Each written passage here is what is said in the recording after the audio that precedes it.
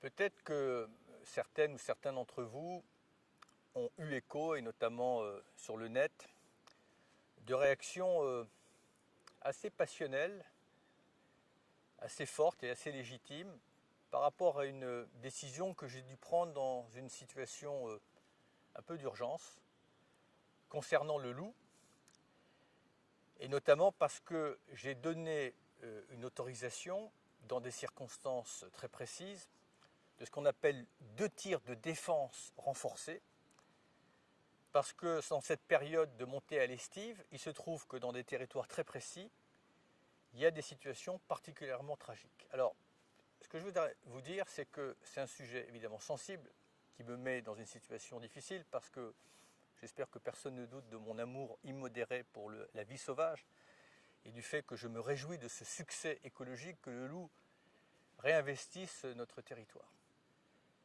Mais d'un autre côté, qui peut ignorer la détresse psychologique, le désarroi, à la fois des éleveurs d'ovins qui sont confrontés à des situations nouvelles et à ces milliers d'événements et milliers de brebis qui sont également anéantis ou tués par les loups en dépit d'un certain nombre de dispositifs.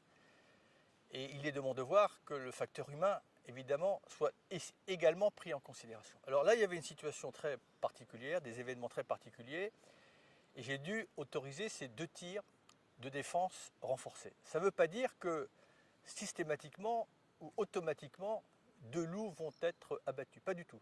Tout ça est très encadré par la loi, et ça se fait, si je veux faire une comparaison, dans des situations presque de légitime défense pour le troupeau. Donc voilà, il faut que chacun comprenne le point de vue, la situation de l'un et de l'autre. C'est typiquement le genre de sujet où la posture radicale ne nous permettra pas de passer à l'étape d'après, d'ailleurs qui commence aujourd'hui à Lyon, c'est-à-dire une concertation, on remet à plat.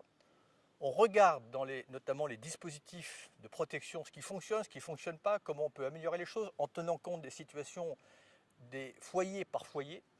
Et ça, c'est une démarche, à mon avis, j'espère, d'intelligence collective, où on va co-construire ensemble, dans ce dialogue, une stratégie durable pour les 4 prochaines années. Voilà. Mais là, il y avait une situation critique. J'ai dû prendre cette décision. Croyez-moi, ce n'est pas forcément la plus agréable. Mais ce que je veux simplement dire, c'est qu'un tir de défense, que ce soit un tir de défense passive ou un tir de défense renforcé, ce n'est pas une autorisation à la légère d'abattre des loups. Non, c'est dans des circonstances précises, et je croise les doigts pour que cette autorisation éventuelle ne trouve pas son prolongement. Voilà ce que je voulais vous dire.